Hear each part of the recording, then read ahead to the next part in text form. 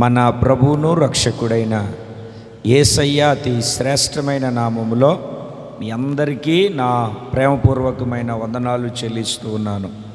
దేవుని మహాకృపను బట్టి గడిచిన 8వ నెలంతా మనలను కాచి దాచి కాపాడిన దేవునికే మహిమ కలుగునుగాక. ఆమేన్. ఈ 9వ నెల మొదటి రోజు ఈ రాత్రికాల సమయంలో దేవుని సన్నిధిలో చేరి కృపగలిగినటువంటి దేవుని నామాన్ని మహిమపరిచే భాగ్యాన్ని, యోగ్యతను సర్వాధికారి అయినటువంటి దేవుడు మనందరికీ అనుగ్రహించాడు. అందుకు ఒకసారి అందరూ 2 చేతులు పైకెత్తి బిగ్గరగా దేవునికి స్తోత్రం చెబుదామా? స్తోత్రం, స్తోత్రం, స్తోత్రం, స్తోత్రం, స్తోత్రం. అలాగే పోయిన నెల ఆగస్టు నెల దేవుడు మనకు ఒక వాగ్దానాన్ని చేశాడు. నీ గాయములను మాన్పెదను. అంటే ఇక ఆగస్టు నెల అయిపోయింది, ఇక పనిచేయదని కాదు, మరలా ఒక్కసారి జ్ఞాపకం చేసి మనలను ధైర్యపరిచి మనలను ఆదరించి బలపరిచి ప్రభు నడిపిస్తూ ఉన్నాడు. దేవుని సన్నిధికి చేరి వచ్చినటువంటి దేవుని బిడ్డలారా, కృపగలిగినటువంటి దేవుని మాటలు మనం జాగ్రత్తగా గమనిస్తే మహోన్నతుడైనటువంటి దేవుడు తన మాటల ద్వారా మనలను బలపరిచి, స్థిరపరిచి, ఆదరించి, స్వస్థపరిచి నడిపిస్తాడు. ఈ నెల కూడా ప్రభు మనతో ఏం మాట్లాడనై ఉన్నాడో నేను పొద్దున్న ఆరాధనలోనే దేవుడు ఏదో ఒక వాగ్దానం ఇచ్చిన తర్వాత చెప్పేసి ముగించేద్దాం అనుకున్నాను. అది దేవుని చిత్తం కాదు. ఇలాగ మనమంతా కలిసి దేవుని సన్నిధిలో చేతులెత్తి ఆరాధించి కృపగలిగినటువంటి దేవుని సన్నిధిలో పాడి స్తుతించి ఆయన సన్నిధిలో గడపడం దేవుని చిత్తమై ఉన్నది. దేవునికి స్తోత్రం కలుగునుగాక. ఈ నెల దేవుడు మనకు అనుగ్రహించినటువంటి వాగ్దానం ఏమిటి అంటే, నీ శత్రువుల కొల్ల సొమ్ము నీవు అనుభవించెదవు. మరలా చెప్తాను, నీ శత్రువుల కొల్ల సొమ్ము లేదా దోపుడు సొమ్ము నీవు అనుభవించెదవు. చదవండి మీరు ద్వితీయోపదేశకాండం 20వ అధ్యాయం 14వ వాక్యము చివరి లైన్. నీ శత్రువుల కొల్ల సొమ్ము లేదా దోపుడు సొమ్ము నీవు అనుభవించెదవు. అనుభవించడం అంటే మీకు చెప్తాను, అతనికి కోట్లు ఆస్తి ఉంది, అంతస్తు ఉంది, అన్నీ ఉన్నాయి. ప్రశాంతంగా అన్ని పచ్చడి మెతుకులు కలుపుకొని కమ్మగా తినలేడు. అన్ని పచ్చడి మెతుకులు కలుపుకొని కమ్మగా తినలేడు. కారణం ఏమిటి? ఉండడానికి ఉంది కానీ అనుభవించే యోగ్యత లేదు. దేవుని బిడ్డలారా, దేవుని యొక్క వాక్యాన్ని మనము గమనిస్తే ఈ నెల దేవుడు ఒక ప్రత్యేకమైనటువంటి శైలిలో నీతో మాట్లాడుతూ ఉన్నాడు. ఆయన మాట్లాడుతూ ఉన్నటువంటి మహిమ కలిగినటువంటి దేవుని యొక్క మాట ఏమిటి అంటే, నీ శత్రువుల కొల్ల సొమ్ము లేదా దోపుడు సొమ్ము నీవు అనుభవించబోతూ ఉన్నావు. ఏంటి, మా శత్రువులు మా దగ్గర ఎప్పుడు ధనమును, డబ్బును, ఆస్తిని కొల్లగొట్టారు అని అంటే మీకు అర్థమయ్యేటట్టుగా చెప్తాను, గమనించండి. ఇప్పుడు మనం అవసరాన్ని బట్టి పెట్టుబడికో లేకుంటే ఏదన్నా తీసుకోవడానికో, అత్యవసరాన్ని బట్టి లేకుంటే హాస్పిటల్కి వెళ్ళడానికో ఎక్కడికో ఒక చోట మనం డబ్బులు తెచ్చుకుంటాం. తెచ్చుకున్న తర్వాత అది ఊరికినే ఉంటుందా? 1,00,000 రూపాయలు తెచ్చుకున్నాం అనుకో, ఒక 2 రూపాయల వడ్డీకి ఏమిటండి, సంవత్సరం అయ్యేసరికి పావుల 24 పైసలు పెరుగుతుంది, 24% పెరుగుతుంది. పెరుగుతుందా పెరగదా? అంటే దాని అర్థం ఏమిటి? దోస్తున్నాడు, ఆ శత్రువు తీసుకుంటున్నాడు. అయితే దేవుడు ఇప్పుడు చేయబోతున్నటువంటి అద్భుతమైనటువంటి కార్యం ఏమిటంటే, శత్రువు మనలను దోచుకొనకుండా శత్రువు యొక్క కొల్ల సొమ్ము లేదా దోపుడు సొమ్మును మనము అనుభవించడానికి దేవుడు ద్వారాలు తెరవబోతూ ఉన్నాడు. ఇంతకాలము దేని ద్వారా దోచబడ్డాము? వ్యాపారంలో నష్టపోయి, వ్యవసాయంలో నష్టపోయి పెట్టుబడులు పెట్టి, లేకుంటే చేతుల కష్టార్జితం అంతా ప్రయాసపడుతూ ఉన్న చినిగిన సంచిలో చిల్లర వేసినట్టుగా చిందరవందరం అయిపోతూ, మరొక కోణములో మనము జ్ఞాపకం చేసుకోవాలి అంటే ప్రయాసపడాలి, పరుగులు తీయాలి, ప్రాకులాడాలి అనుకుంటూ ఉన్న పనులు దొరకక, చేతి పనిని మనము చేసుకోలేక, దేవుని సన్నిధికి నిలిచి వచ్చిన దేవుని బిడ్డలారా, ఏ విషయంలో నువ్వు దోచబడ్డావో, ఏ విషయంలో శత్రువు నీ మీద పైచేయిగా ఉన్నాడో, ఏ శత్రువు అయితే నీకు విరోధంగా కయ్యానికి కాలు దువ్వుతూ ఉన్నాడో, అదే శత్రువును దోపుడు సొమ్ముగా నువ్వు మార్చుకొనబోతూ ఉన్నావు. దేవునికి స్తోత్రం కలుగునుగాక. చెప్పాలి గట్టిగా, హల్లెలూయా, హల్లెలూయా. ఇంకొక మాటను కూడా మీరు చదువుతారు. ఆదికాండము, వాళ్ళ నాన్న ఆ బిడ్డను గురించి చెప్తూ ఉన్నాడు, ఆ బిడ్డను గురించి మాట్లాడుతూ ఉన్నాడు. మరి ఆయన ఏ ఆలోచన బట్టి మాట్లాడాడో నాకు తెలియదు, కానీ పరిశుద్ధాత్ముడు నా మనసులో ఉంచినటువంటి ఆ మాటను చెప్తాను. 49వ అధ్యాయము 27వ వాక్యం. బెన్యామీను చీల్చునట్టి తోడేలు, అతడు ఉదయమందు ఎరను తిని అస్తమయమందు దోపుడు సొమ్మును పంచుకొనును. అస్తమయమందు దోపుడు సొమ్మును పంచుకొనును. బెన్యామీను మాత్రమే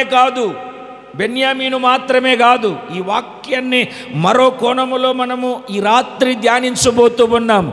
ఎవరు అపార్థము చేసుకోవద్దు. శత్రువు కొల్ల సొమ్ము లేదా దోపుడు సొమ్ము నువ్వు అనుభవిస్తావు. బెన్యామీను గురించి, తన చిన్న కుమారుని గురించి ఆయన మాట్లాడుతూ ఉన్నటువంటి మాట ఏమిటి అని అంటే దోపుడు సొమ్మును పంచుకుంటాడు. ఈరోజు దేవుడు వాగ్దానం చేశాడు, నీ శత్రువుల, చెప్పండి, కొల్ల సొమ్ము లేదా దోపుడు సొమ్మును నీవు అనుభవించదవు. దేవునికి స్తోత్రం కలుగునగాక.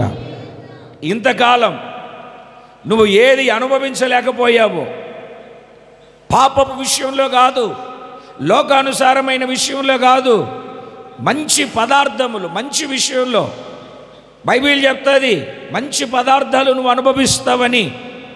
దేవుని సన్నిధికి చేరి వచ్చినటువంటి దేవుని బిడ్డలారా, ఏ శత్రువు చేత దోచబడ్డావో, ఏ శత్రువు భయము చేత కలవరము పొందావో, ఏ శత్రువు చేత నువ్వు కలత చెందావో, ఏ శత్రువు నీ మీదికి కయ్యానికి కాలు దువ్వుతూ వచ్చాడో, ఏ శత్రువు చేత నువ్వు దోచబడ్డావో, ఇప్పుడు అదే శత్రువు దోపుడు సొమ్మును నువ్వు అనుభవించేటట్లుగా నా దేవుడు కార్యాలు చేయబోతూ ఉన్నాడు. అందుకే దేవుని వాక్యం కీర్తనల గ్రంథంలో మనం చదువుతాం, శత్రువుల ఎదుట, చెప్పండి, శత్రువుల ఎదుట నీవు నాకు భోజనము. ఏమై చదవండి ఒకసారి ఆ మాట. 23వ కీర్తనలో, నా శత్రువుల ఎదుట నీవు నాకు భోజనమును. ఎక్కడండి? శత్రువుల ఎదుట భోజనం. అసలు శత్రువుల ఎదుట భోజనం తినడం అంటే సామాన్యమైన విషయమా? శత్రువుల ఎదుట భోజనం అండి మామూలు విషయమా అది? అసలు మనం వెళ్తామా? పట్టు పళ్ళు మూరి అరిగిపోయేంత వరకు మనం వెళ్ళాం. అయితే ఇక్కడ చూడండి, దేవుడు ఎంత గొప్పవాడో. ఆయన కాపరిగా ఉంటే ఆయన ఉన్నతమైనటువంటి కార్యాలు చేయగలిగిన దేవుడు. ఏ శత్రువైతే నీకు విరోధంగా రూపించబడ్డాడో ఆ శత్రువుల ఎదుట నీకు ఆయన భోజనాన్ని. చదవండి ఆ 23వ కీర్తనలో, నా శత్రువుల ఎదుట నీవు నాకు భోజనము. ఇప్పుడు శత్రువు అక్కడ వస్తున్నాడంటే భోజనం చేస్తామండి. మనం కూడా కయ్యాన్ని కాలు దువ్వి కత్తి పట్టుకొని ఎప్పుడు వేసేద్దామా, ఎప్పుడు కొట్టేద్దామా? శత్రువు ఎదుట భోజనం చేస్తున్నాడంటే ఎంత ప్రశాంతత ఇచ్చి ఉంటాడో, ఎంత సమాధానం ఇచ్చి ఉంటాడు. ఇంకొక మాట కూడా ఉంది బైబిల్లో, ఒకని ప్రవర్తన యెహోవాకు ప్రీతికరముగా మార్చబడితే ఏమిటండి? శత్రువులను సైతము మిత్రులుగా చేస్తాడట దేవుడు. మనకు అనేక మంది శత్రువులు ఉండొచ్చు, మనం ఎవరికి శత్రువులు కాకుండా పోవచ్చు. అయితే మనలను శత్రువులు అనుకునే వాళ్ళ ఎదుట మన ప్రవర్తన దేవునికి ప్రీతికరముగా మార్చబడితే ఆయన మన శత్రువులను సైతము మిత్రులుగా మార్చగలిగే దేవుడు. దేవుని పరిశుద్ధ నామానికి మహిమ కలుగునుగాక. చెబుదాం, రెండు చేతుల పైకెత్తి సంతోషంగా చెబుదాం. హల్లెలూయా. ఏం చేస్తాడండి? శత్రువులను సైతము మిత్రులుగా మార్చగలిగినటువంటి దేవుడు మనం ఆరాధిస్తున్న దేవుడు. ఈరోజు ఈ నెల నీ శత్రువుల కొల్ల సొమ్ము లేదా దోపుడు సొమ్ము నీవు అనుభవించుదువుగాక, అనుభవించుదువుగాక. ఇంతకీ మన శత్రువు దగ్గర ఉన్న ఆ కొల్ల సొమ్ము ఏమిటి? మన శత్రువు దగ్గర ఉన్న ఆ కొల్ల సొమ్ము ఏమిటి? ఏమిటి ఆ కొల్ల సొమ్ము? ఆ కొల్ల సొమ్ము దేనికి సాదృశ్యంగా మనకు దేవుని యొక్క వాక్యం సెలవిస్తుంది? శత్రువు దగ్గర కొల్ల సొమ్ము అనుభవిస్తావు, కొల్ల సొమ్ము అనుభవిస్తావు అని అంటే ఏమిటి? మనము అనుభవించే ఆ కొల్ల సొమ్ము ఏమిటి? ఆ కొల్ల సొమ్ము యొక్క అనుభవం ఏమిటి? దేవుని యొక్క వాక్యములో, వాక్యపు లేఖనాలలో కొన్ని విషయాలను మనము జ్ఞాపకం చేద్దాం. దేవుని బిడ్డలారా, యెషయా గ్రంథము 9వ అధ్యాయము 3వ వాక్యములో ఏమని రాయబడి ఉంటుంది అంటే, దోపుడు సొమ్ము పంచుకుని వారు సంతోషించున్నట్లు. ఆ ఒక్క మాటను చదవండి. దోపుడు సొమ్ము పంచుకొని వారు సంతోషించున్నట్లు. కొల్ల సొమ్ము, దోపుడు సొమ్ము మీరు బాగా గమనించండి. దోపుడు సొమ్మును పంచుకొని వారు సంతోషించున్నట్లు అంటే దాని అర్థం ఏమిటి? కాస్త తలలు పైకెత్తితే నేను మీకు దేవుని యొక్క వాక్యంలో విషయాన్ని జ్ఞాపకం చేస్తాను. అంటే దోపుడు సొమ్ము, కొల్ల సొమ్ము అంటున్నాం కదా, అది దేనికి సాదృశ్యంగా మనకు కనబడుతుంది అంటే, ఒకడు దోపుడు సొమ్మును దోచుకున్న తర్వాత దాన్ని ఏం చేస్తాడు అని అంటే, పంచుకున్నప్పుడు సంతోషిస్తాడు. ఇప్పుడు మీకు ఒక మాటని చెప్తాను, తప్పుగా అనుకోవద్దు, వాక్యాన్ని జాగ్రత్తగా గమనించి. ఒకడు ఒక సొమ్మును దొంగిలించడానికి వెళ్ళినప్పుడు తన ప్రాణాన్ని అరచేతిలో పెట్టుకొని, లేకుంటే దీపాన్ని గాలిలో పెట్టినట్టుగా నేను బ్రతుకుతానో బ్రతకనో అన్నట్టుగా ఏం చేస్తాడు అని అంటే, దోచుకోవడానికి వెళ్తాడు. దోచుకున్నది ఎవరికి తెలియకుండా దాచుకుంటాడు. దాచుకొని కొన్ని దినాలు దాన్ని ఎలా పంచుకోవాలి, ఎలా సమకూర్చుకోవాలి, ఎలా దాన్ని వాడుకోవాలి అని ఎదురు చూసి తర్వాత దానిని ఆ దోచుకున్న ఆ గుంపు వాళ్ళందరూ ఒక చోట కూర్చొని పంచుకుంటారు. ఇప్పుడు ఒక ఇంట్లో దొంగతనం చేసారండి, తీసుకెళ్ళి ఎక్కడో దాచుకుంటారు. దాచుకొని 1 సంవత్సరం తర్వాతనో 2 సంవత్సరాల తర్వాతనో ఆ యొక్క అడావిడి ఏమిటండి, సొమ్ము పోగొట్టుకున్న వాళ్ళు ఊరికి ఉంటారా? ఏమిటండి, కేసులు పెట్టి అటు తిరిగి ఇటు తిరిగి 1 సంవత్సరం అయిపోయిన తర్వాత ఆ పోతే పోన్లేని చల్లబడతారు చూడండి. అప్పుడు వీళ్ళు పంచుకుంటారు. ఆ పంచుకునేటప్పుడు ఆ పడ్డ కష్టం, కాళ్ళు ఇరగొట్టుకొని చేతులు ఇరగొట్టుకొని ఏమిటండి దెబ్బలు తగిలి పరుగెత్తి ప్రాణాన్ని గుప్పిట్లో పెట్టుకొని ఎలాగైతే ఆ దోచుకున్న సొమ్ము దోచుకున్నప్పుడు కాదు, అదే దోచుకున్నప్పుడు దొరికితే కాళ్ళు కీళ్ళు ఎముకలు ఇరగొట్టి సున్నములోనికి ఎముకలు లేకుండా చేసేస్తారు. ఇంతటి భయాందోళన మధ్యలో వాళ్ళు ఆ సొమ్మును పంచుకున్నప్పుడు, అంటే మీరు అట్లాగా దోచుకోమని చెప్పట్లేదు నేను, అంత కష్టపడి అంత ప్రయాసపడి అంత పరుగులు తీసి ఆ సొమ్మును పంచుకున్నప్పుడు వచ్చే సంతోషం ఉంటుంది చూడండి. అంటే అక్కడ దోపుడు సొమ్ము పంచుకున్నప్పుడు వచ్చే సంతోషాన్ని మాట్లాడుతున్నాడు. అంటే దాని అర్థం ఏమిటంటే, నీ శత్రువుల కొల్ల సొమ్ము లేదా దోపుడు సొమ్మును నువ్వు అనుభవిస్తావు అని అంటే దాని అర్థం ఏమిటి అని అంటే, ఈ రాత్రి పరిశుద్ధాత్మ దేవుడు మనందరితో బోధిస్తూ ఉన్నాడు. ఆ దోపుడు సొమ్ము కొల్ల సొమ్ముకు ఏది సాదృశ్యంగా కనబడుతుంది అని అంటే సంతోషము. ఏమిటండి? సంతోషము. పాస్టర్ గారు మనసారా సంతోషించి ఏళ్ళు అయిపోతుందండి. ఏదో శామ్యానా వాడు సప్లై సామాను దగ్గర శామ్యాన తెచ్చుకొని ఇంటి ముందు వేసుకొని ఆ పూట అయిపోయిన తర్వాత తీసేసినట్టుగా ఎవరో చూస్తే ఎవరో కనబడితే నవ్వుతున్నాను, కాస్త సంతోషంగా ఉంటున్నాను. ఏమాత్రం నాకు సంతోషం లేదండి.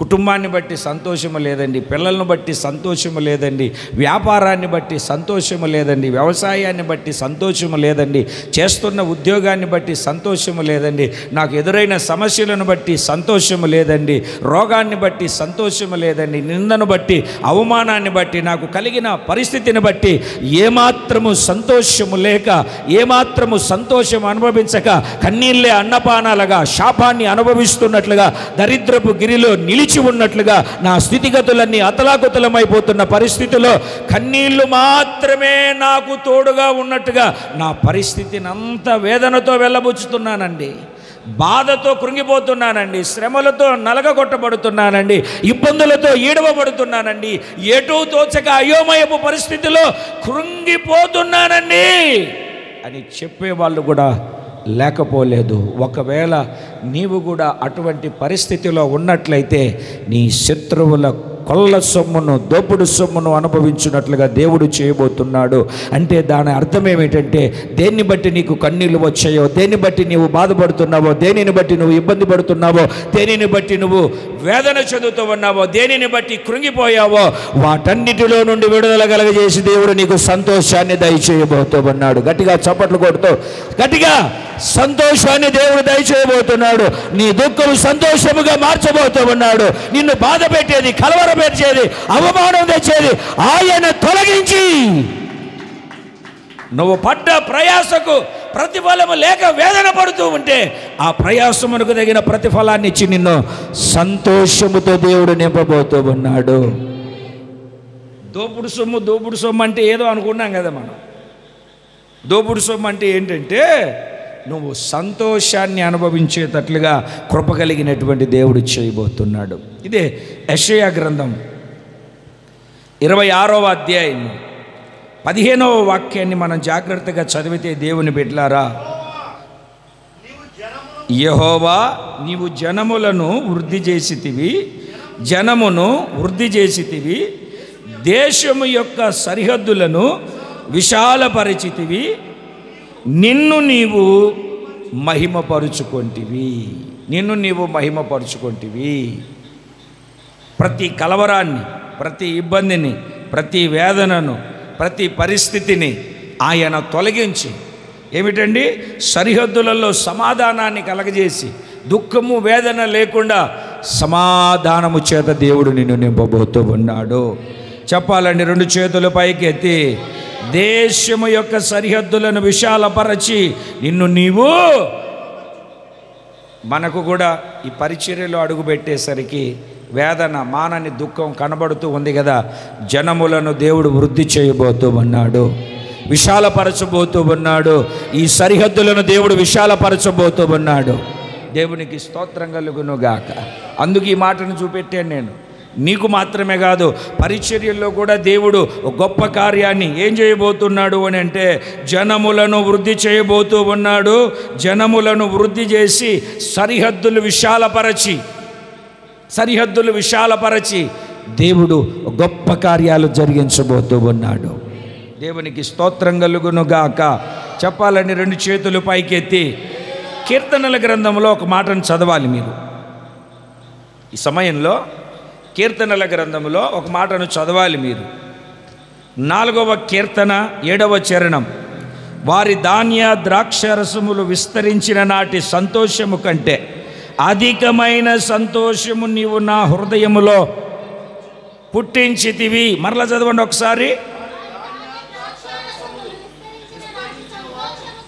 విస్తరించిన నాటి కంటే అధికమైన సంతోషము నీవు వారి హృదయములో పుట్టించితివి. ధాన్యము ద్రాక్షారసము ఒక విధమైన సంతోషాన్ని కలగజేస్తే దానికంటే అధికమైనటువంటి సంతోషం. ఇప్పుడు నేను ఒక మాటను చెప్తాను. ఇంట్లో తినడానికి ఏమీ లేకుండా ఉన్నాయనుకోండి, ఎట్లుంటుంది? పోనీ అన్నీ ఉన్నాయి అనుకోండి, అన్నీ సమృద్ధిగా తినడానికి ఏం తక్కువ లేకుండా ఉన్నది అనుకోండి, ఆ కథ వేరు. అయితే తినడానికి సమృద్ధిగా ఉండడం మాత్రమే కాకుండా నువ్వు అనేకులకు ఇచ్చే వ్యక్తిగా, ఒక ఐశ్వర్యవంతుడిగా, ఒక ఆశీర్వాదాన్ని పొందుకున్న వ్యక్తిగా ఉంటే ఎట్లా ఉంటుంది? వాక్యం అదే చెప్తుంది. ఏమని అంటే, నన్ను ప్రేమించు వారిని ఆస్తికి కర్తలుగా చేస్తా. అంటే నువ్వు ఆస్తికి కర్తగా మార్చబడితే ఎట్లా ఉంటుంది? తింటున్నాను తాగుతున్నా ఆ మాట కాస్త పక్కన పెడితే, దానికి మించి అదే ధాన్య ద్రాక్షారసము విస్తరించిన నాటి సంతోషము కంటే అధికమైన సంతోషము. దేవునికి స్తోత్రం కలుగునుగాక. ఒకని హృదయంలో విచారణ ఎచ్చగా వాడు కృంగిపోతాడు. కోరిక సఫలము కాకుండా చేత హృదయము నొచ్చుకుంటుంది. హృదయాన్ని ఇప్పుడు దేవుడు సంతోషపరచబోతూ ఉన్నాడు. దేవునికి స్తోత్రం కలుగునుగాక. అధికమైన సంతోషము హృదయంలో దేవుడు పుట్టించబోతూ ఉన్నాడు. మరి దేని ద్వారా ఈ నెలలో దేవుడు నీకు సంతోషాన్ని కలగజేస్తాడు? ఏది నీ జీవితంలో నీకు దుఃఖాన్ని కలగజేసిందో, ఏ వార్త నీ దుఃఖానికి కారణముగా మార్చబడిందో, ఏ పరిస్థితి, ఏ ప్రతికూలమైన స్థితి నువ్వు ఏడ్చేటట్లుగా, నువ్వు కన్నీరు కార్చేటట్టుగా, కృంగిపోయేటట్టుగా, బాధపడేటట్టుగా, సంతోషము నిన్ను విడిచిపోయేటట్లుగా చేసిందో వాటిని కొట్టివేసి నీకు పరిపూర్ణమైనటువంటి సంతోషాన్ని దేవుడు దయచేయబోతున్నాడు. కొల్ల సొమ్ము, దోపుడు సొమ్ము అంటే అర్థం ఏమిటంటే నీకు సంతోషాన్ని కలగజేయబోతూ ఉన్నాడు. సాతాను నీ శత్రువు నీ సంతోషాన్ని దొంగిలిస్తూ ఉంటే, కలవరాల చేత, కన్నీళ్ళ చేత, బాధల చేత, వ్యాధుల చేత నిన్ను కృంగదీస్తూ ఉంటే, కృపగలిగిన దేవుడు శత్రువు లాక్కున్నటువంటి ఆ సంతోషాన్ని, శత్రువు దోచుకున్నటువంటి ఆ సంతోషాన్ని నీకిచ్చి నువ్వు అనుభవించేటట్లుగా చేయబోతూ ఉన్నాడు. నీ దుఃఖము సంతోషముగా మార్చబడబోతుంది. నీ దుఃఖ దినములు సమాప్తములవబోతూ ఉన్నాయి. జనమా, ఇక నువ్వు నేమాత్రము కన్నీరు విడవని వాగ్దానము చేసిన దేవుడు సంతోషించి గంతులు వేసేటట్లుగా చేయబోతూ ఉన్నాడు. కన్నీటిని నాట్యముగా మార్చగలిగిన దేవుడు మన మధ్యలో సంచరించబోతున్నాడు. ఆయనే జీవము కలిగిన దేవుడు. చేతులెత్తి దండం పెట్టి ఆరాధించడానికి చాలినవాడు నజరేయుడైనటువంటి యేసు. దేవునికి స్తోత్రం కలుగును గాక. చెప్పాలి గట్టిగా. చూడండి, ఇంకొక మాటను కూడా ఇదే కీర్తనలో మీరు చదువుతారు. 126వ కీర్తన 5వ చరణములో మీరు చదివితే బాగుంటుంది. ఇది కన్నీళ్లు విడుచుచు విత్తువారు సంతోషగానముతో పంట కోసెదరు. పెరిగేడు విత్తనములు చేత పట్టుకొని ఏడ్చుచూ పోచు విత్తువాడు సంతోషగానము చేయుచు పానాలను మోసుకొని వస్తారు. కాస్త తలలు పైకి ఎత్తితే విత్తనాలు ఎన్ని అంటండి? విత్తనాలు ఎన్ని? పిరికెడు. పిరికెడు అంటే ఎన్నే కదా. పిరికెడు విత్తనాలు. ఆ పిరికెడు విత్తనాలు తీసుకెళ్ళి పొలంలో చల్లే. ఎట్లా? ఏడుస్తూ. ఆ పిరికెడు విత్తనాలు కూడా దొరకక, పొందుకోలేక, అనుభవించలేక అవి పట్టుకొని వెళ్ళి చల్లుతూ ఉండి ఆ పిరికెడు విత్తనాలు. ఏడుపు. ఆ పిరికెడు విత్తనాలు కూడా ఏడుస్తూ తీసుకొని వచ్చి దాన్ని చల్లాం. కొద్ది రోజులైన తర్వాత ఆ విత్తనాలు మొలకెత్తి అవి కాపాడబడి అది చక్కటి పంట అయిన తర్వాత కొడవలు తీసుకొని వెళ్ళి కోసి తర్వాత ఏం చేస్తామంటే వాటన్నిటినీ మూట కట్టుకొని వాటన్నిటినీ పేర్చుకొని అవి కళ్ళంలోనికి, అబ్బా ఈ సంవత్సరం దేవుడు నా కన్నీటిని చూశాడు అంటే, కన్నీరు అంటే అర్థం ఏమిటంటే ప్రార్థన. కన్నీరు అంటే ప్రార్థన. పిరికెడు విత్తావు అంటే, పిరికెడు విత్తావు అని అంటే భూమిలో పెట్టుబడి పెట్టినట్టే కదా. అంటే పెట్టుబడి పెట్టిన తర్వాత ప్రయాసపడ్డట్టే కదా. ఆ పిరికెడు విత్తనాలు ఒక పనను మోసుకొని వెళ్ళేటప్పుడు సంతోషాన్ని ఇవ్వడానికి, ఆ పిడికెడు విత్తనాలు విత్తడానికి పనను మోయడానికి మధ్యలో ఉన్నది ఏమిటంటే కన్నీళ్ళు. కన్నీళ్ళు అంటే అర్థం ఏమిటంటే ప్రార్థన. కన్నీళ్ళు అంటే అర్థం ఏమిటండి? ప్రార్థన. ఇదే నేను ఎన్నిసార్లు చెప్పినా ఈ మాట చెప్పకుండా ఉండలేను. ప్రార్థన, ప్రార్థన, ప్రార్థన. నీ ప్రార్థనే నిన్ను ఒక ఉన్నతమైనటువంటి స్థితిలోనికి తీసుకొని వెళ్తుంది. దేవునికి స్తోత్రం కలుగునుగాక. ప్రభు పరిశుద్ధ నామానికి మహిమ కలుగునుగాక. చూడండి, పెరికెడు విత్తనాలు విత్తడానికి, పనను మోసుకెళ్ళడానికి మధ్యలో ఒక పని జరగాలి నీ జీవితంలో. కన్నీళ్ళ చేత, వేదనల చేత ఉన్నటువంటి నీ జీవితంలో ప్రార్థన అనుభవం కలిగి ఎప్పుడైతే నడిపించబడతావో అప్పుడు ఆ విత్తనము ఫలిస్తుంది, సమృద్ధి చేత నింపబడుతుంది. రెండు చేతులు పైకెత్తి సంతోషంగా దేవునికి స్తోత్రం చెబుదామా? గట్టిగా చెబుదామా? బెన్యామీను దోపుడు సొమ్మును పంచుకున్నట్లుగా మనం పంచుకోవడం కాదు, అనుభవించబోతూ ఉన్నాము. దోపుడు సొమ్ము అంటే ఏం చెప్పుకున్నాం మనం? దోపుడు సొమ్ము అంటే అర్థం ఏం చెప్పుకున్నాము? సంతోషము. దోపుడు సొమ్ము దేనికి సాదృశ్యము? సంతోషానికి సాదృశ్యము. దేనికి సాదృశ్యం అండి దోపుడు సొమ్ము? గట్టిగా చెప్పండి. బస్ స్టాండ్లో బ్యాగులు పోగొట్టుకున్నట్టుగా కొనుక్కుతారు. గట్టిగా చెప్పాలి ప్రతిదీ. దేనికి సాదృశ్యము? సంతోషానికి సాదృశ్యం. ఒకవేళ ఇంతకాలం నువ్వు అనుభవించని సంతోషం ఈ వాగ్దానం ద్వారా దేవుడు దయచేయబోతున్నాడు. ఇప్పుడే అనుగ్రహించునుగాక. రాబోతున్న దినాలలో ఈ వాగ్దానాన్ని మీరు స్వతంత్రించుకుందురుగాక. అది ప్రారంభించిన శక్తి కలిగిన దేవునికే మహిమ కలుగునుగాక. ఆమేన్. రెండవ విషయాన్ని చెప్తాను. అసలు దోపుడు సొమ్ము అంటే ఏంటి అని మనం వింటున్నాం. మొదటిది సంతోషం. రెండవది 119వ కీర్తన 162వ వాక్యం. విస్తారమైన దోపుడు సొమ్ము సంపాదించు వాని వలె నీవిచ్చిన మాటలను బట్టి నేను సంతోషిస్తూ ఉన్నాను, సంతోషించుచున్నాను. చూడండి, అక్కడ ఆ విస్తారమైన దోపుడు సొమ్మును దేనికి సాదృశ్యంగా అక్కడ కీర్తనకారుడు చెప్తున్నాడంటే దేవుని మాటలు. ఏ మాటలు? ఒక్కసారి మీరు తలల పైకి ఎత్తితే ఒక మాటని చెప్తాను. విత్తువాని ఉపమానం ఉంది చూడండి. ఎవరి ఉపమానం? విత్తువాని ఉపమానం. విత్తనము ఏమిటి అని అంటే వాక్యం. విత్తువాడు విత్తుతున్నాడు అంటే వాక్యం చెప్పేవాళ్ళు వాక్యం చెప్తున్నారు, విత్తుతున్నారు. విత్తుతుంటే ఆయన 4 రకాలైనటువంటి పొలాల్లో చదివి, ఒకటి త్రోవ పక్కన చల్లాడు, రాతి నేలలో చల్లాడు, ముళ్ళ పొదలో చల్లాడు, మంచి నేలలో చల్లాడు. నేను ఆ సబ్జెక్టుని చెప్పట్లేదు.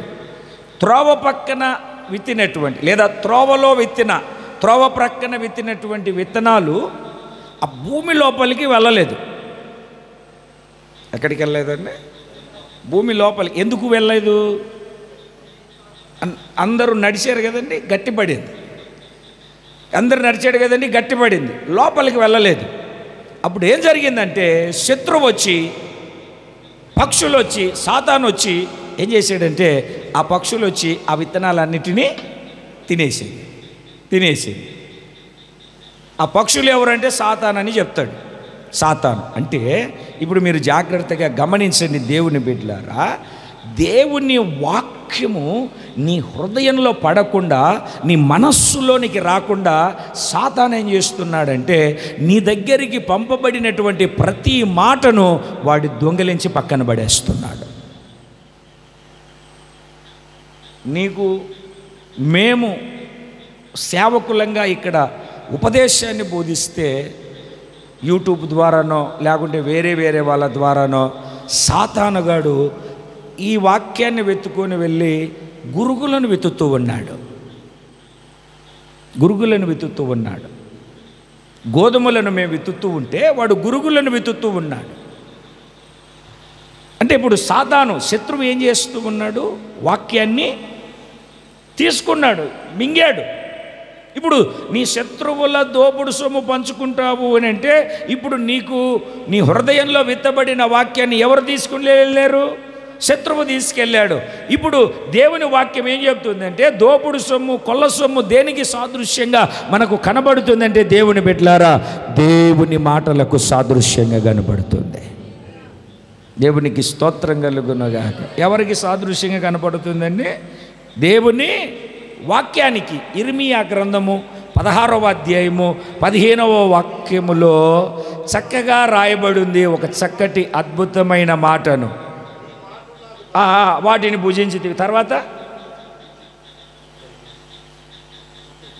త్వరగా వెళ్ళిపోదాం మనం. నాకు దొరకగా నేను వాటిని భుజించి తిని సైన్యములకు అధిపతి యెహోవా దేవా నీ పేరు నాకు పెట్టబడెను గనుక నీ మాటలు నాకు సంతోషమును నా హృదయమునకు ఆనందము కలగజేస్తుంది. నీ మాటలు నాకేం కలగజేస్తున్నాయి? ఆనందాన్ని కలగజేస్తున్నాయి, సంతోషాన్ని కలగజేస్తున్నాయి. అంటే సాతానుగాడు ఏం చేస్తున్నాడు అని అంటే నీ నోటికాడి కూడును పడేస్తున్నాడు. దేవుని వాక్యాన్ని నీ దగ్గరికి రాకుండా, ఆ వాక్యములో ఉన్నటువంటి శక్తిని నువ్వు అనుభవించకుండా, వాక్యములో ఉన్నటువంటి ప్రభావాన్ని నువ్వు పొందుకోకుండా, వాక్యములో ఉన్నటువంటి సారాన్ని, వాక్యములో ఉన్నటువంటి దీవెనలను, వాక్యములో ఉన్నటువంటి ప్రతి ఆశీర్వాదాన్ని నువ్వు పొందుకోకుండా చేస్తూ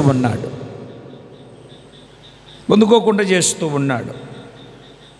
ఇదే 119వ కీర్తన 72వ చరణంలో ఒక చక్కటి మాట రాయబడి ఉంది.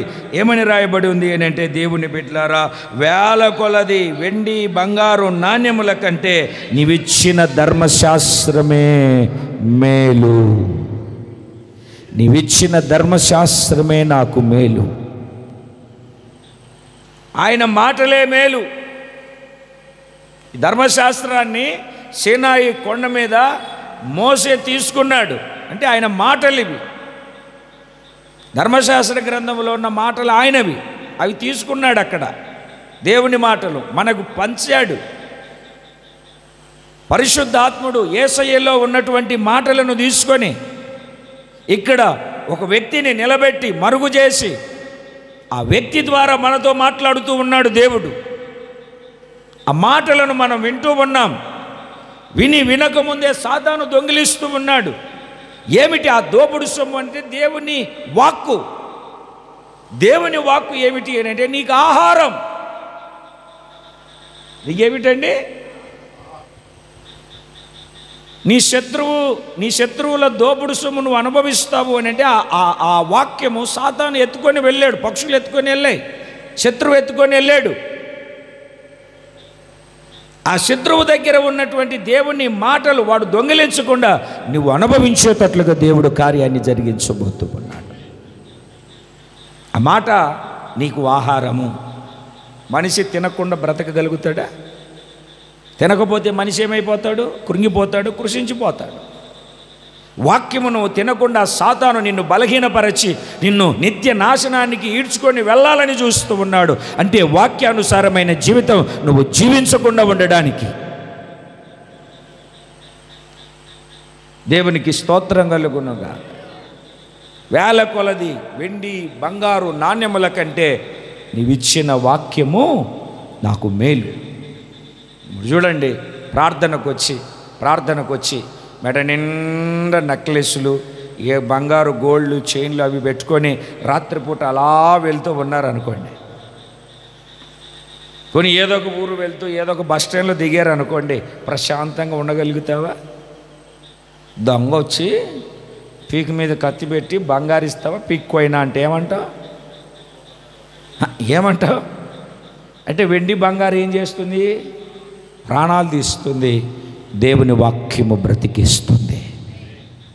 దేవుని వాక్యము నెమ్మది కలగజేస్తుంది. దేవుని వాక్యము వెలుగుగా ఉంది. దేవుని వాక్యము తేనెలాగా మారి నీకు మధురమైన జీవితాన్ని కలగజేస్తుంది. దేవుని వాక్యము వెల్లడి అగుటతోడనే వెలుగు కలుగుతుంది. దేవుని వాక్యము నీ యొద్దకు వచ్చిన వెంటనే నీకు జ్ఞానాన్ని బోధిస్తుంది. దేవుని వాక్యం నువ్వు నడవవలసినటువంటి త్రోవలు నీకు తెలియబరుస్తుంది.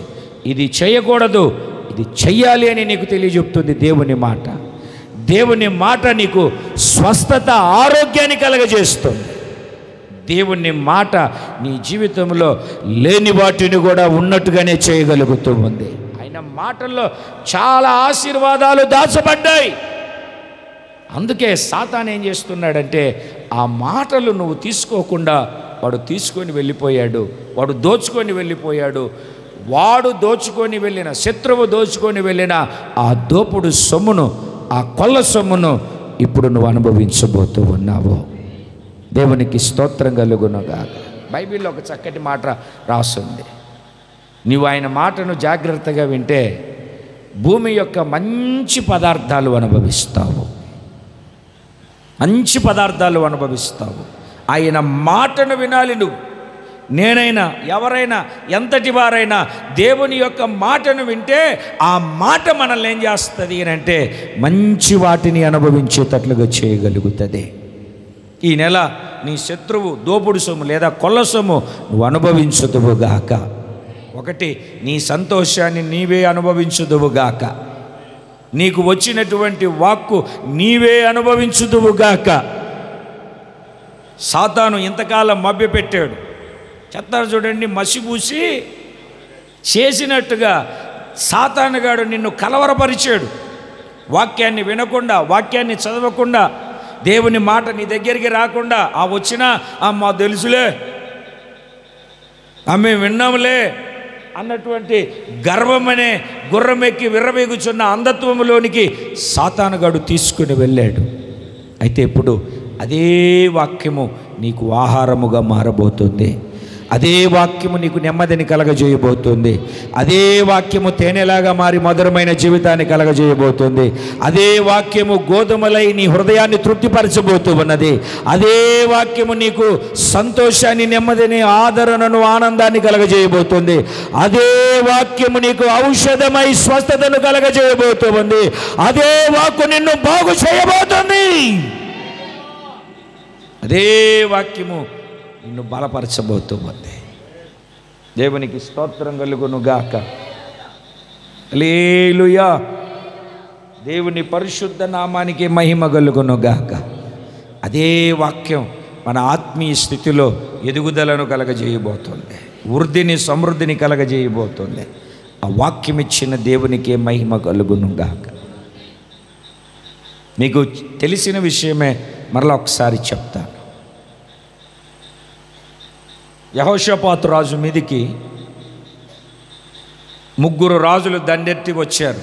చరిత్ర మీకు తెలుసు కనుక ఇక వివరించి చెప్పట్లేదు, టూకీగా చెప్పుకుంటూ వెళ్తారు. వస్తే ఆ భయంతో ఏం చేయాలో అర్థం కాక ఆ యోధా ప్రజలందరినీ కొత్త శాలలో పోగు చేసి, మనసు నిలుపుకోండి, ఉపవాస ప్రార్థన చేద్దాం, అందరూ రండి అని ప్రకటన చేశాడు. దేవుని సహాయాన్ని వేడుకుందామని వాళ్ళు, ఇశ్రాయేలు ప్రజలు, పెద్దలు, పురుషులు, భార్యలు, పిల్లలు, శిశువులు. ఎవరండి శిశువు అంటే? అర్థం ఏంటి? శిశువు అంటే సంవత్సరము లోపు పిల్లలు అని శిశువులు అంటే. 2 ఏళ్ల బాబు కాదు, 2 ఏళ్ల బాబు కాదు, పోనీలే 4-5 సంవత్సరాల లోపు పిల్లలే అనుకోండి. వాళ్ళు పిల్లలు, శిశువులు అంటే చంటి పిల్లలు.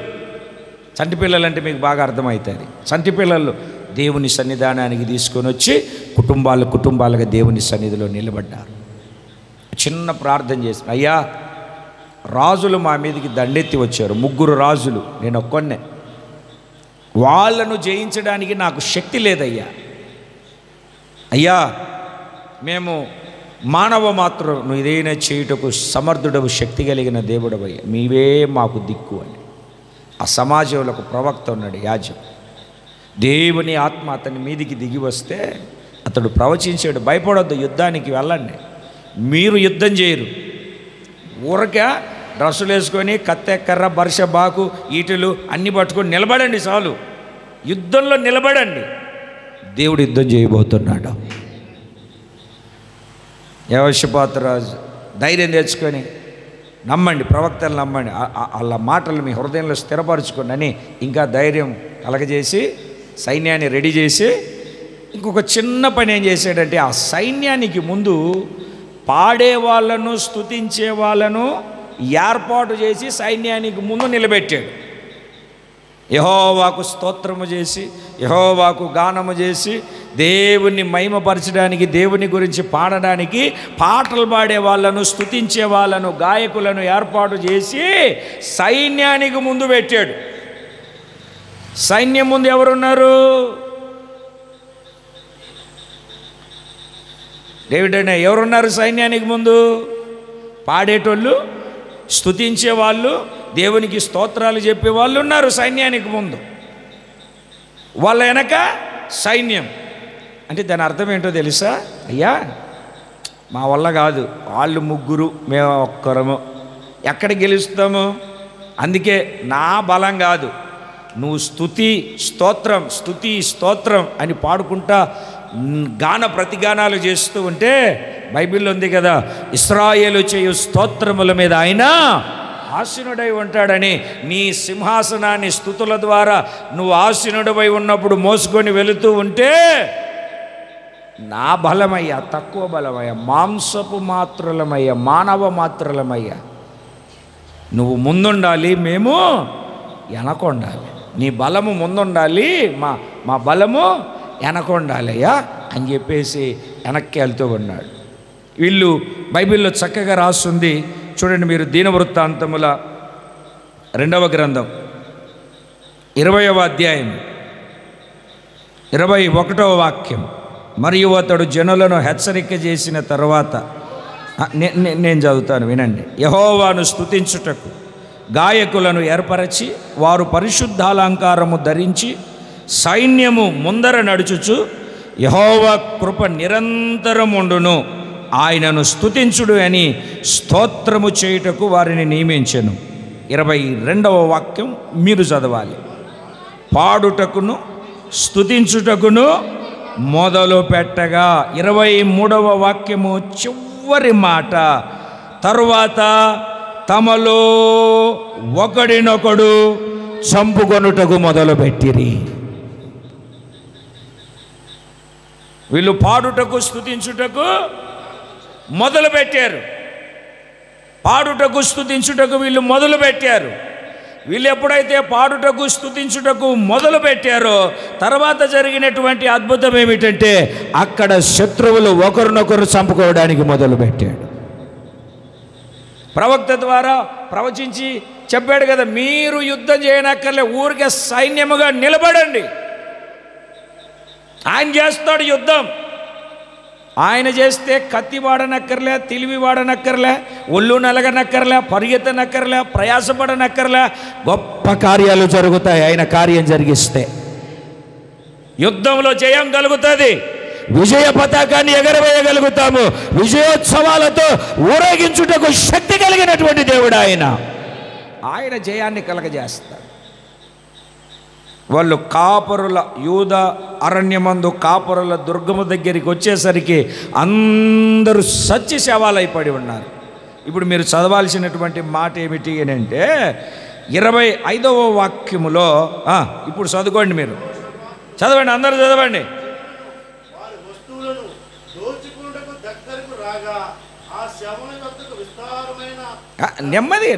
నెమ్మదిగా శవముల యొద్ద విస్తారమైన ధనమును ప్రశస్తమైన నగలును కనబడేను. వారు తమకిష్టమైనంత మటుకు ఏం చేశారండి? తీసుకొని, ఎంత తీసుకున్నారు? తాము కొనిపోగలిగినంత కంటే, తాను కొనిపోగలిగినంత కంటే. మనకు ఫ్రీగా దొరకాలి కానీ జోలిండి వేసుకురా అంటే అర్థమైందండి. వాస్తవానికి మనం ముందు జోయిలో పై జోయిలో పెట్టుకుంటాం, తర్వాత ఫ్రీగా వస్తుందండి వెనక జోయి కూడా వాడతాం. వాళ్ళు మోసుకొని వెళ్ళిపోగల, ఇప్పుడు 10 కేజీలు 10 కేజీలు ఏందులేండి, 50 కేజీలు మోస్తాడు అనుకోండి, అబ్బే పర్వాలేదండి 75 కేజీలు ఎత్తండి అంటారా అనరా? అవి ఎట్లాగట్లాగా ఈడ్చుకొని వెళ్ళిపోదాం, అక్కడ చోట దించుకొని అంటారా అనరా అండి? ఏంటని సీరియస్గా చూస్తున్నాం అంటారా అనరా? మీకు ఎక్కువైతే నాకేంటి, నేను మోసుకొని పోతా. ఎట్లాగంటేనని కొనిపోగలిగినంత కంటే ఎక్కువగా ఒలుచుకొని కొల్ల సొమ్ము అతి విస్తారమైనందున ఆ శవాల దగ్గర 3 రోజులు కూర్చుకున్నారండి. ఎన్ని రోజులు? 3 దినాలు కూర్చుకున్నారు. దేవుని బిడ్డలారా, వాక్యపు లేఖనాన్ని మనము జాగ్రత్తగా గమనిస్తే ఈ కొల్ల సొమ్ము దేనికి సంకేతము అని అంటే జయ జీవితానికి. యెహోషాపాతు యూదా రాజు అంటే స్తుతించేవాడు. ఈ స్తుతించే రాజు మీదికి ఎంతమంది వచ్చారు? ఎంతమంది రాజులు వచ్చారు? 3 రాజులు వచ్చారు. ఆ 3 రాజులు దేనికి సాదృశ్యము అని అంటే శరీరాశ, నేత్రాశ, జీవపు డంబం. నేత్రాశను జయించలేకపోతున్నాం, శరీర క్రియలను జయించలేకపోతున్నాం, జీవపు డంబాన్ని జయించలేకపోతున్నాం. ఒక మాటలో చెప్పాలంటే ఆత్మ శరీరానికి, శరీరము ఆత్మకు ఒకదానికొకటి వ్యతిరేకముగా పోరాడుతున్నాయి, ఫైట్ చేస్తున్నాయి, యుద్ధాలు చేసుకుంటున్నాయి. అయితే నువ్వు ఆత్మీయతలో వర్ధిల్లున్నట్లుగా, ఆత్మలో అభివృద్ధి చెందినట్లుగా, ఆత్మలో నువ్వు బలపరచబడినట్లుగా నీకు వ్యతిరేకంగా లోకములో ఉన్న శరీరాశ, నేత్రాశ, జీవబుడ్డమము నీ ఆత్మీయ స్థితిని, తండ్రి చిత్తమును చేయకుండా నిన్ను పాడు చేసి పతనము చేస్తున్న ఈ 3 పైన దేవుడు నీకు ఒక జయాన్ని కలగజేయబోతున్నాడు, జయ జీవితాన్ని కలగజేయబోతున్నాడు. దేవునికి స్తోత్రం కలుగును. మనం అదే పాడతాం, జయ జీవితము ప్రసవించుటకై వేదన పడుచు. జయ జీవితాన్ని ప్రసవించడానికి, జయ జీవితాన్ని అనుగ్రహించడానికి, జయ జీవితంతో నింపడానికి దేవునికి స్తోత్రం కలుగునుగాక. చెప్పండి, కొల్ల సొమ్ము అంటే ఏంటి? సంతోషం. కొల్ల సొమ్ము అంటే ఏంటి? దేవుని మాటలు. కొల్ల సొమ్ము అంటే ఏంటి? జయ జీవితం. దేని మీద జయించలేకపోతున్నాం? చెరువు మీద జయించలేకపోతున్నాం, ఉద్యోగం మీద జయించలేకపోతున్నాం. పోనీ నీ శరీరం మీద నీకు జయం లేదు, ప్రార్థనలో జయం లేదు, వాక్యములో జయం లేదు, పరిశుద్ధతలో జయము లేదు, నేత్రాశలో జయము లేదు, శరీర క్రియల విషయంలో జయము లేదు. ఒకవేళ జయము లేక అపజయాల మధ్యలో, అపజయపు రథచక్రాల మధ్యలో ఇరుక్కొని నలిగిపోతున్న నీకు ఒక మంచి శుభవార్త. శత్రువు దోపుడు సొమ్ము, కొల్ల సొమ్ము అనుభవించుదువుగాక, జయ జీవితముతో విజయ పతాకాన్ని ఎగరవేయుదువుగాక, విజయోత్సవాలతో ఊరేగించు దేవునికి స్తోత్రం కలుగునుగాక. 430 సంవత్సరాలు ఐగుప్తు దేశంలో ఇశ్రాయేలు ప్రజలు ఉండి కఠినమైన బానిసత్వపు సంఖ్యల చేత, బానిసత్వపు దాస్యము చేత, ఊడిగము చేత నలిగిపోతున్నటువంటి వారిని తన ప్రవక్తను, నాయకుణ్ణి, యాజకుణ్ణి పంపి ఇశ్రాయేలు ప్రజలను ఎట్లా బయటికి తీసుకొచ్చాడు అని అంటే, ఐగుప్తీయుల ఇళ్లల్లో శవాలు వాళ్ళు పాతి పెట్టుకుంటూ ఉంటే విజయోత్సవాలతో తన బిడ్డలను బయటికి తీసుకొని వచ్చాడు. అప్పుల దాస్యం అనే కాడిలో ఉన్నావా? సమస్యల చేత సతమతమైపోతూ ఉన్నావా? వ్యాధుల చేత బలహీనపరచబడి కృంగిపోయావా? సరి అయినటువంటి ఆలోచన, అవగాహన లేక, చేస్తున్న ప్రయాసకు ప్రతిఫలము లేక నష్టపోయి, ఓడిపోయి, పడిపోయి ఉన్నావా? కృంగిపోయి కృషించిపోతూ ఉన్నావా? ఈ రాత్రి దేవుడు మాట్లాడుతూ ఉన్నాడు, నీకు జయము కలుగునుగాక, నీకు జయము కలుగునుగాక, ప్రతి విషయంలో జయము అనుభవించుదువుగాక, విజయోత్సవాలతో ఊరేగించబడుదువుగాక, విజయం నీ సొంతమగునుగాక. దేవుని పరిశుద్ధ నామానికి మహిమ కలుగునుగాక. గట్టిగా చెప్పాలి, హల్లెలూయా. అప్పుడు చెప్పాడు వాళ్ళతో, ఇశ్రాయేల్ ప్రజలతో, మోషేతో చెప్తున్నాడు, మోషే వాళ్ళని బయటికి తీసుకొని వచ్చేటప్పుడు వాళ్ళ వెండి నగలు, బంగారు నగలు, మంచి మంచి వస్త్రాలు అడగండి, నేను ఆ ఐగుప్తీయులకు మీ మీద కటాక్షాన్ని కలగజేస్తాను, వాళ్ళు ఇచ్చేస్తారు. నేనేమో నమ్మడు. దేవునికి స్తోత్రం కలుగునుగాక. ఇంటికి వెళ్ళిన తర్వాత నిర్గమాకాండం 3వ అధ్యాయం 22వ వాక్యాన్ని చదవండి.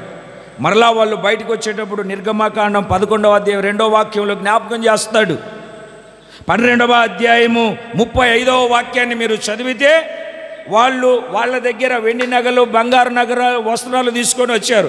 మళ్ళీ తిరిగి చెప్పని లేదు. మనం సామెత చేస్తారు చూడండి, పెళ్ళికి పట్టు చీర తెచ్చుకుంటే ఆ మనిషి పీట పట్టుకొని వచ్చిందని ఇంకా ఆ పని లేదు, ఇంకా అది మందే. ఆమెను కూడా చెప్పట్లేదు, మీరు చెప్పరు, మీరు చెప్తే నలిగిపోద్దా? దేవునికి స్తోత్రం కలుగునగాక. చూడండి, మీరు 105వ కీర్తన 37వ చరణంలో చదివితే, 105వ కీర్తన 37వ చరణంలో చదివితే అక్కడ నుండి జనులను వెండి బంగారములతో ఆయన రప్పించెను. దేవునికి స్తోత్రం కలుగునుగాక. ఎంతో రప్పించాడండి ఆయన వాళ్ళను? చెప్పండి, కొంచెం గట్టిగా చెప్పండి. వెండి బంగారములతో ఆయన వారిని రప్పించాడు. అంటే జయ జీవితం, జయ జీవితం, విజయం నీకు కలుగునుగాక, విజయ పతాకం ఎగరవేయుదువుగాక. ఇంకొక మాటను కూడా జ్ఞాపకం చేస్తాను. మొదటిది సంతోషం, రెండవది దేవుని మాట, దోపుడు సొమ్ము కొల్ల సొమ్ము అంటే, మూడవది జయ జీవితం, జయ జీవితం, జయ జీవితం. నాలుగో విషయాన్ని చెప్తాను, చదవండి మీరు. దీనవృత్తాంతముల 2వ గ్రంథం 14వ అధ్యాయం 13వ వాక్యం. ఆసాయును అతనితో కూడనున్న వారును గెరారు వరకు వారిని తరుముగా కూషీయులు మరలా పంక్తులు తీర్చలేకపోయిరి. యెహోవా భయము చేత, ఆయన సైన్యము భయము చేత పారిపోయిరి. యోధా వారు విశేషమైన కొల్ల సొమ్ము పట్టుకొనిరి. విశేషమైన కొల్ల సొమ్ము పట్టుకొనిరి. వాళ్ళు విశేషమైనటువంటి కొల్ల సొమ్ము పట్టుకోవడానికి ముందు జరిగిన అనుభవం ఏమిటి అంటే, విశేషమైన కొల్ల సొమ్ము వాళ్ళు ఏమిటండి సమకూర్చుకోవడానికి కలిగిన ఆ మొదటి అనుభవంలో అక్కడ మనం ఏం చూస్తామంటే, దేవుని భయము, ఆయన సైన్యపు భయము వాళ్ళకి కలిగింది.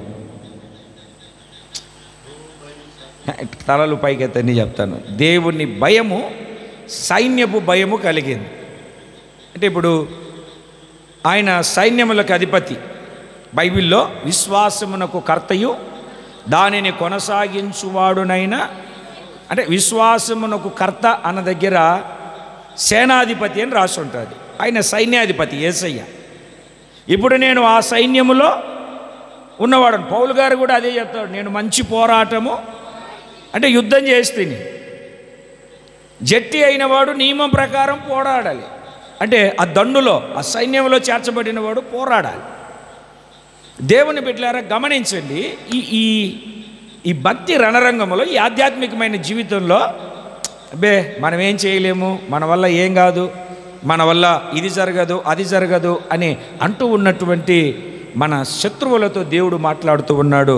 ఆయన మాట్లాడుతూ ఉన్నటువంటి జీవము కలిగినటువంటి మాట ఏమిటి అంటే, నీకు కొల్ల సొమ్ము పంచుకునేటట్లుగా దాన్ని దేనికి సాదృశ్యంగా అక్కడ మనం చూడగలుగుతామంటే, దేవుని బిడ్డలారా, యెహోవా భయము, సైన్యపు భయము, అంటే నీ భయము అక్కడ మనకు కనబడుతూ ఉంది. దేవునికి స్తోత్రం కలుగునగాక, దేవునికి స్తోత్రం కలుగునగా. ఎలాగంటే, వాళ్ళు ప్రార్థనకి వెళ్ళేటోళ్ళు, వాళ్ళ మీద పొరపాటున నోరును మనము జారకూడదు, పడేసుకోకూడదు. దేవుడు అదే చెప్తాడు అబీమెలెకు. అతడు ప్రవక్త నీ కొరకు ప్రార్థన చేస్తాడు. ఏంటయ్యా ఇలా చేసావంటే, ఈ చుట్టూ ప్రాంతంలో దేవుని భయం లేదు. దేవుడే సరాసరి ఆ రాజును దర్శించాడు.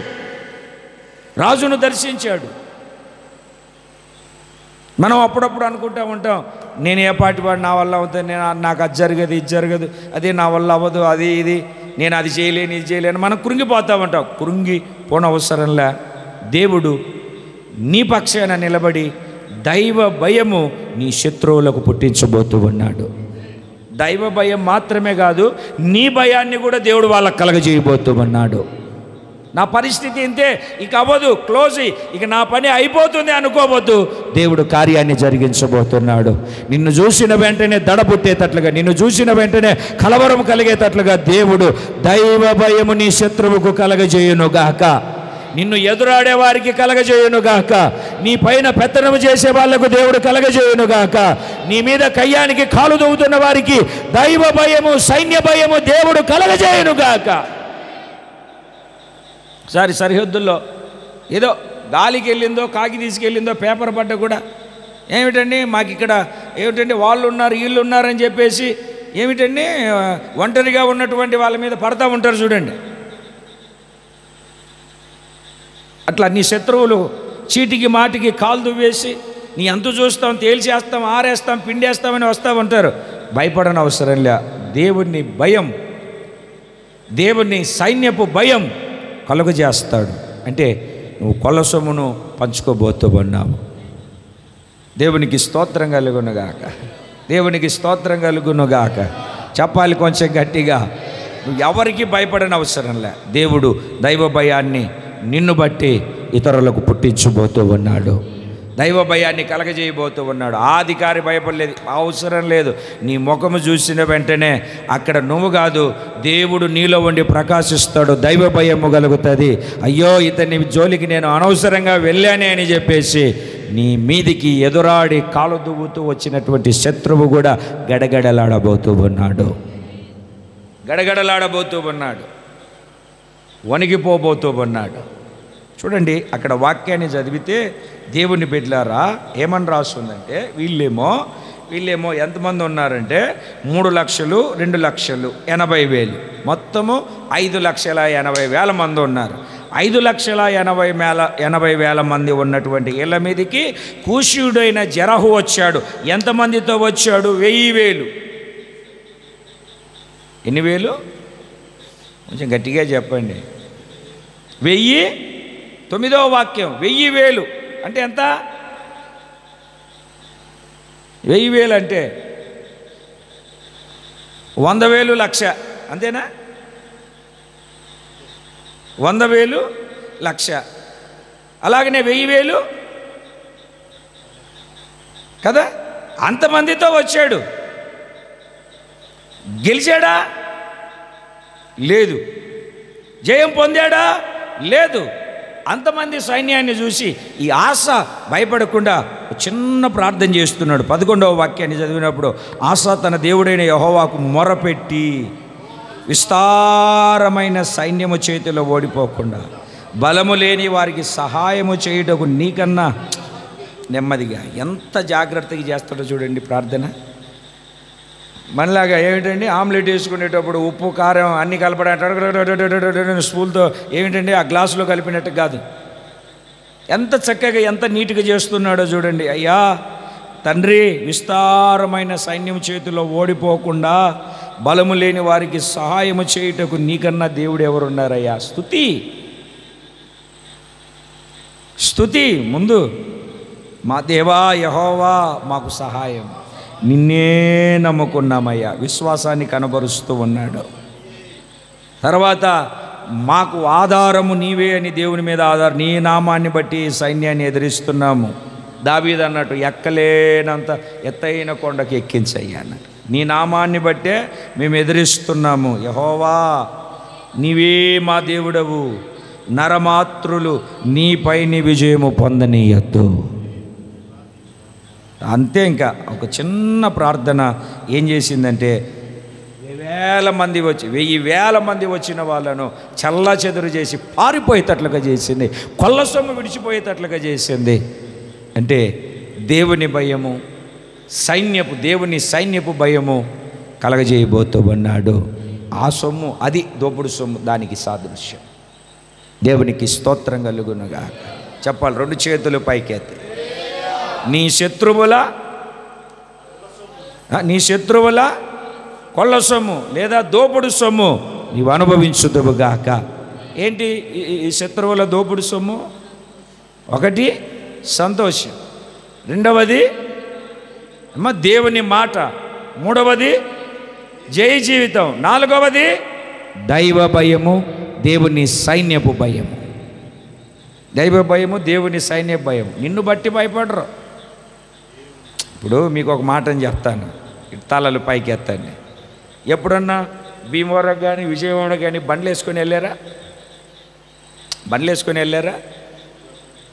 ట్రాఫిక్ కానిస్టేబుల్ ఉంటాడు, బక్కగా ఉంటాడు, అని ఉత్తి పడిపోతాడు, అవునా కదా? ఆవిడ చెయ్యి ఎత్తితే ఎంత పెద్ద బండి అయినా అలాగ బ్రేక్ వేసి ఆగిపోద్ది. అది నువ్వు చెయ్యెత్తు,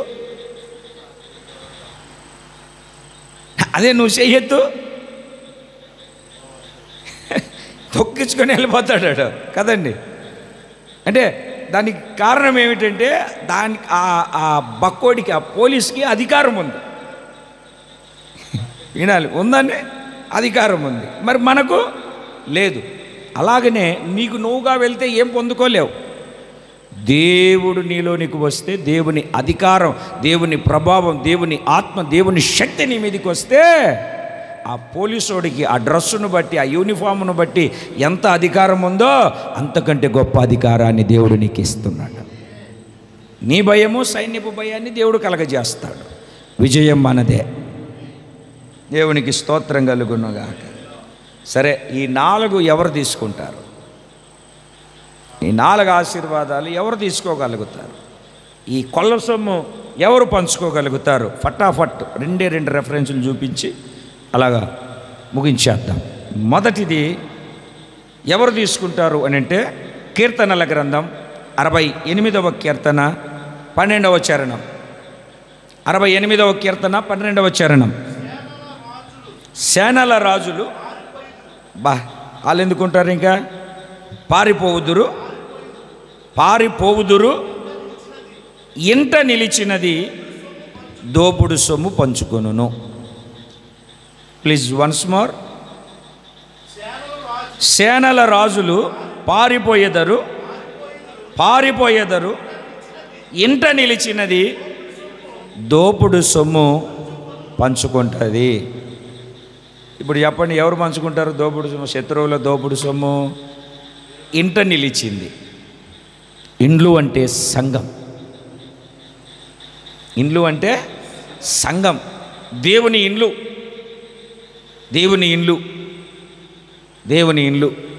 నీవే దేవుని ఆలయం. తుద వరకు ఇవన్నీ మనము చేపడితే మనమే ఆయన ఇండ్లు. దేవుని బిడ్డలారా, దేవుని సంఘముగా ఎవరైతే మార్చబడతారో, దేవుని సంఘములో ఎవరైతే ఉండగలుగుతారో, దేవుని సంఘములో ఎవరైతే ఉంటారో వాళ్ళే దేవుని ఇండ్లు. ఆ ఇంట్లో, ఆ సంఘములో ఎవరైతే స్థిరంగా నిలిచి ఉంటారో వాళ్ళు దోపుడు సొమ్మును పంచుకుంటారు, సంతోషాన్ని పంచుకుంటారు, దేవుని మాటలను పంచుకుంటారు, జయ జీవితాన్ని పంచుకుంటారు, దైవ భయము, దేవుని సైన్యము భయము పంచుకుంటారు. మరి ఈ 4 నీకు కావాలి అని అంటే నువ్వు దేవుని ఇంట్లో నిలిచి ఉండాలి. ఎక్కువ వివరించట్లేదు, ముగిస్తూ ఉన్నాను, ముగించడానికి ప్రయత్నం చేస్తున్నా. రెండవది ఎవరు పంచుకుంటారు అని అంటే, దీనవృత్తాంతముల 2వ గ్రంథము 20వ అధ్యాయము 25వ వాక్యాన్ని మనము జాగ్రత్తగా చదివితే, 20-25. ఇప్పుడు ఇందాక చదివాం కదండి ఆ మాటను. ఇప్పుడు ఎవరు ఆ యొక్క దానిని, ఆ యొక్క వాటిని అనుభవిస్తారు అని అంటే, సైన్యములో అంటే యుద్ధ రణరంగములో నిలబడిన వాళ్ళు. ఎవరు నాయన? బాలరాజా బంగారు కొడుక ఎవరండి? యుద్ధములో నిలబడే వాళ్ళు. పారిపోయే వాళ్ళు కాదు, ఓడిపోయే వాళ్ళు కాదు, దిగజారిపోయే వాళ్ళు కాదు, యుద్ధంలో నిలబడి ఉన్నటువంటి వాళ్ళు. యుద్ధం అది పరిచర్య ధర్మం కావచ్చు, అది ప్రార్థనా అనుభవం కావచ్చు, ఉపవాస ప్రార్థనలు కావచ్చు, మందిరపు పని కావచ్చు, పరిచర్య కావచ్చు. ఆ యుద్ధంలో అలాగా నిలబడి ఉన్నటువంటి వాళ్ళు ఈ 4 ఆశీర్వాదాలు పంచుకోగలుగుతారు. ఒకటి సంఘములో నిలిచి ఉన్నవాళ్ళు, రెండవది యుద్ధములో నిలిచి ఉన్నవాళ్ళు. ఇంకా ఈ 2 మాటలను బట్టే చాలా విషయాలు చెప్పాలి, సమయం అలాగ సాగిపోతుంది గనక దేవుని యొక్క ప్రేమను బట్టి కృపను బట్టి ఈ 4 ఆశీర్వాదాలు దేవుడు దయచేయునుగాక. వాగ్దానం చెప్పండి ఒకసారి. అయిపోయింది. నీ శత్రువుల కొల్ల సొమ్ము లేదా దోపుడు సొమ్ము నీవు అనుభవిద్దామా, అనుభవించకుండా వదిలిపెడదామా? ఏమిటండి? అనుభవించు రాజా కాదు మంది. దేవుడిచ్చిన ప్రతిదీ మనము పొందుకొని, దేవుడిచ్చిన ప్రతిదీ మనం సొంతం చేసుకొని, దేవుడిచ్చిన ప్రతి ఆశీర్వాదాన్ని మనము చేతబట్టుకొని, దేవుని ఉద్దేశము, ఆలోచన, దేవుని చిత్తము, దేవుని తలంపు ఏమిటి అంటే, దేవుని బిడ్డలారా మనము జయ జీవితాన్ని పొందుకోవాలని, విజయోత్సవముల చేత మనము ఊరేగించబడాలని, విజయాన్ని మనము స్వతంత్రించుకోవాలని, విజయము కలిగి మనము నడిపించబడాలని దేవుని చిత్తము, ఉద్దేశము, ఆలోచన అయి ఉన్నది గనక దేవుని బిడ్డలారా ఈ 4 ఆశీర్వాదాలు, ఈ 4 ఆశీర్వాదాలు, ఈ 4 దీవెనలు నిండుగా మెండుగా దేవుడు దయచేయునుగాక. మరలా ఒక్కసారి ఆ మాటను చెప్పండి, వాగ్దానాన్ని మీ పక్క వాళ్ళతో చెప్పండి. అనుభవించదవు. నీ శత్రువుల కొల్ల సొమ్ము, దోపుడు సొమ్ము నువ్వు అనుభవించుదువుగాక. మోకరించండి, ప్రార్థన చేసుకుందాం.